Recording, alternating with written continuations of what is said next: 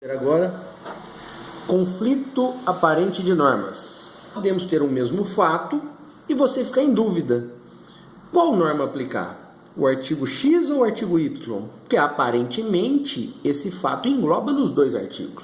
Mas nós temos o princípio da especialidade, da subsidiariedade e da consunção para resolver esse nosso problema. Vamos primeiro falar da especialidade. O princípio da especialidade fala que uma norma sempre é especial em relação a uma norma geral. Vou dar como exemplo o artigo 12 da lei do Estatuto do Desarmamento. O artigo 14 e 12, eles têm uma narratória muito parecida. Por exemplo, se você tiver guardado em casa uma arma, se enquadra no artigo 14. Porque lá no artigo 14 vai ter uma redação do tipo manter sob a guarda a arma de fogo. Porém, no artigo 12 também está narrado uma situação da seguinte maneira: manter sob guarda a arma de fogo em sua residência. Então, no artigo 12 tem a palavra residência, que o artigo 14 não tem. Tem também no artigo 12 a palavra local de trabalho, que o artigo 14 também não tem. Então, nós podemos ver que sempre vai ter uma norma com características especiais que, às vezes, se enquadra muito mais perfeitamente ao fato do que outra. É o caso aqui dessa norma do artigo 12, que é especial em relação a essa norma do artigo 14.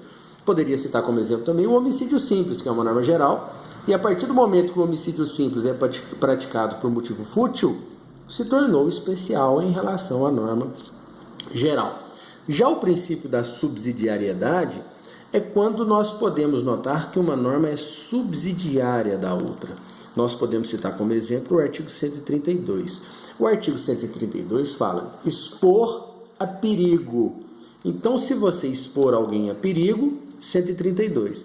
Mas se vai além e fere a pessoa, por exemplo, este artigo 132 sai de cena e entra em cena o artigo 129.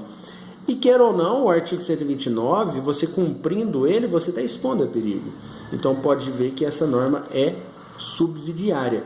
E outra coisa, essa norma é de subsidiariedade expressa. Porque se você for lá no Código Penal, você vai ver que na redação do artigo 132, nós temos a redação da seguinte maneira: se o fato não constituir crime mais grave. Então está lá no artigo 132 que somente será aplicada a pena do artigo 132 se o fato não constituir crime mais grave. No caso mais grave, a lesão corporal, que pode também vir uma tentativa de homicídio, enfim. Nós temos também na norma subsidiária, de forma, além da forma expressa, de forma tácita, que não diz, por exemplo, que vai responder por crime mais grave, que seria o caso da direção perigosa lá do Código de Trânsito. O artigo 311 proíbe a conduta de trafegar com velocidade incompatível com a segurança das proximidades de escolas, hospitais, estações de embarque. Então, se você tiver com velocidade incompatível, nós temos o artigo 311. Mas se dessa velocidade incompatível você mata alguém, por exemplo, não é? Você deixa de responder pelo artigo 311 e passa a responder no artigo 302, que é o homicídio culposo no trânsito.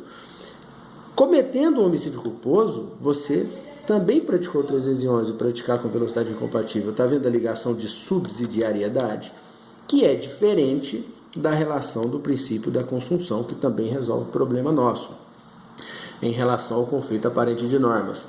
O princípio da consunção vai analisar uma situação de meio e fim da conduta, mas esse meio não é meio de metade, mas sim como meio necessário para chegar no crime. Então você usa o meio necessário para chegar no crime, e esse meio necessário também é crime. Só que este crime, que é o meio necessário, vai ficar absorvido pelo crime fim. você pode ver que vai ser uma fase de preparação para a execução de outro crime, não é? Qual é o exemplo? Você pegar uma arma, que está lá no artigo 14 da Lei 10.826, e praticar um homicídio, que está no artigo 121 do Código Penal. A arma é o meio necessário para você praticar um homicídio. Então, a arma desaparece como crime e você responde só pelo homicídio, que é o meio necessário. É a fase de preparação para a execução do outro crime. Fica absorvido. Alguns chamam de princípio de consunção e você vai encontrar alguns chamando de princípio da absorção também. O outro princípio que as outras doutrinas trazem, é o princípio da alternatividade. Mas ele não responde à alternatividade.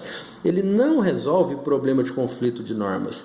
Ele resolve problemas de conflito dentro de um mesmo tipo penal. Então, se você tem um tipo penal, por exemplo, do artigo 33 de tóxicos, lá você vai encontrar 18 verbos possíveis de acusação.